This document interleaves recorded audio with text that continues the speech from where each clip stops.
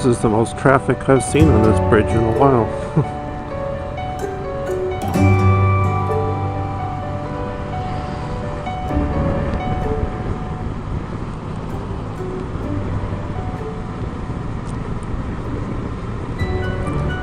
Crossing the Gila River.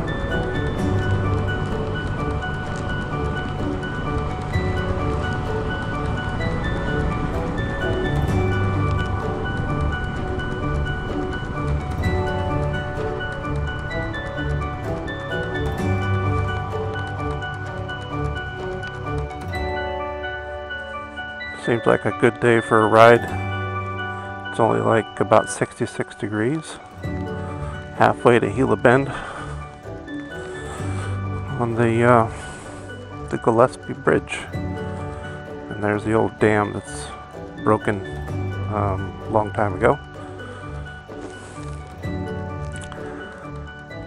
I'm doing a follow-up to actually a couple of comments that I've had.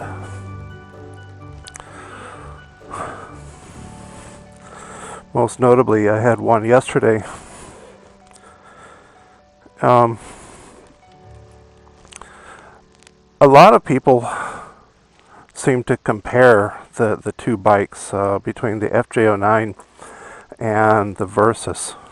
And at one point, I did a video comparing the two, and somebody commented that you really can't compare them because, for one thing, there's a $3,000 price difference and about 200 cc engine displacement difference. So yeah, in that respect, yes, that's true. There isn't really a comparison. It's not like a side by side. But what I meant by the comparison was the basic configuration and the rideability. You know, so the way that it rides, the FJ09 is, in that respect, is very similar to the Versys 650.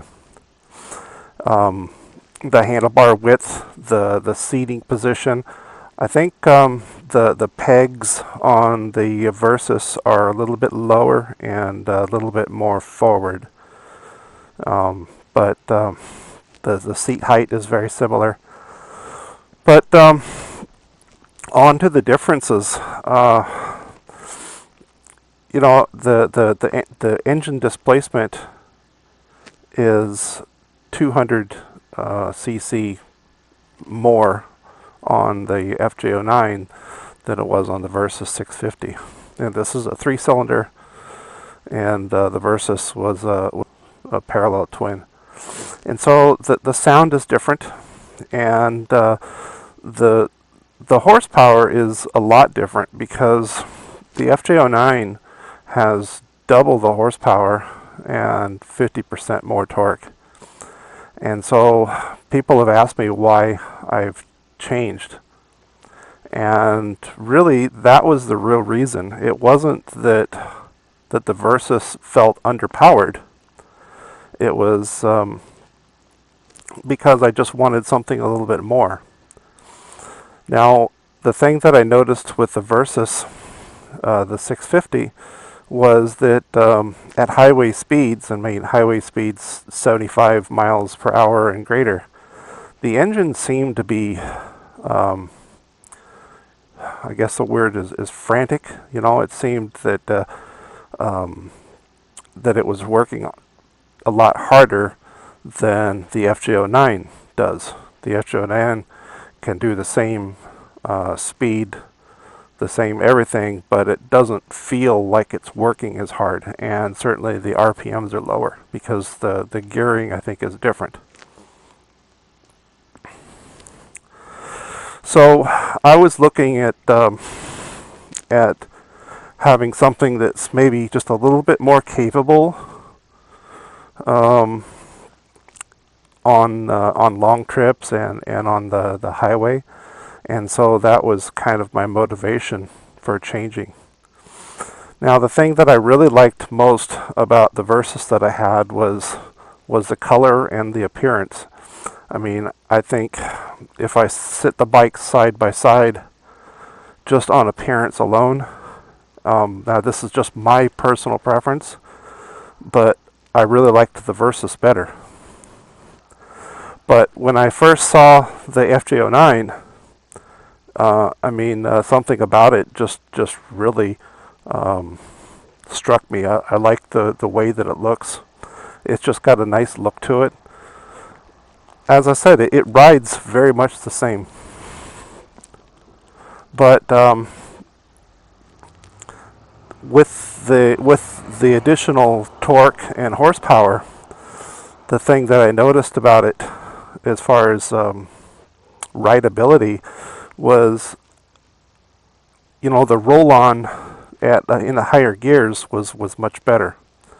I had a lot more. There's a lot more power, and riding on the freeways, a lot of the times you're riding along and you see an opening up ahead where you want to get out in front of some other vehicles to take an off ramp or whatever. And on the FJ09, it's very easy. And all you do is just a little bit of a throttle, and so you can go from 65 to 95 really, really fast. And so you have to use a lot of caution with that. And because, I mean, it's very, very powerful. And with a lot of power, there can be a lot of danger. So it goes on to the other point. I've had people ask, would I consider this, or what was my thoughts on the FJ09 as a first bike. And I have commented that I'm personally glad that I did not start on it, because even with the traction control,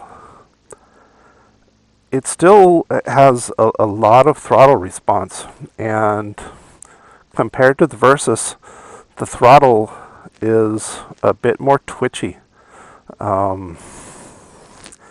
And I see a lot of people comment in the forums that that they've changed the ECU. I mean, you can take the ECU out and have it flashed, and supposedly there are other fuel maps that are smoother, less twitchy. But for me, I just kind of got used to it, and there's not really any way to do it. I mean, when I first started riding on the Versys, I was just riding it around the neighborhood, and at one point I jerked the throttle, and the bike actually wheelied. And then with that, I got a whiskey throttle type situation, so I wheelied a little bit, and then I pulled more, and so I rode a wheelie, I don't know, farther than I wanted to, maybe 10 feet, I don't know. But I know that the front wheel came up because it came down hard, you know, because when I finally released the throttle, the bike came down, and that was the one and only time that I did that.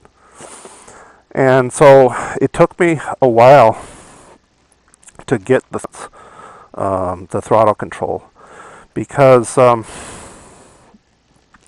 if you're just sitting still, you can control it very good. But as you're riding, the bike is jerking around and bouncing on you know, imperfections in the pavement, and so you always have that little bit of jump. So that's just something that you just have to learn. And there's not really any way that I could tell anybody. I have had one motovlogger said that you hold the throttle kind of like a pencil.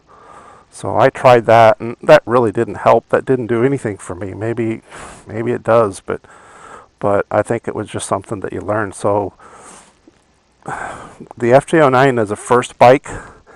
I mean, if you have the throttle control down, I think that was the biggest thing. Now, this latest comment, I just wanted to make sure that I did cover it. I have, I'm pronouncing this right, Dracho37 said that he's thinking about buying a bike, and he's considering between the FJ09 and the Versys. And so some of the questions I already answered, but he asked me if I ever would consider going back to the Versys or do I regret it. And the answer to that is no. If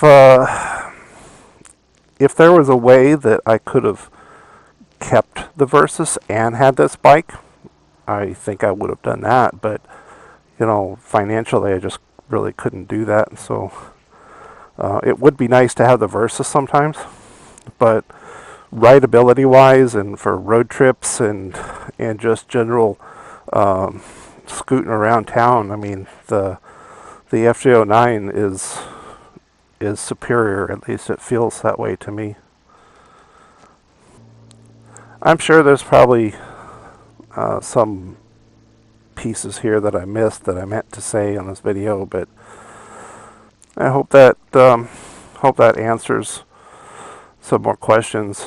Another one that I just thought of. I had another comment on my last review video, and I talked about the travel and the suspension, and someone said that I'm mistaken, that the suspension on the FJ09 and the FZ09 is the same, and I agree with that. I didn't say that it wasn't, but in fact, I believe that all the shocks or the forks can be taken directly off of this bike and put on an FZ09.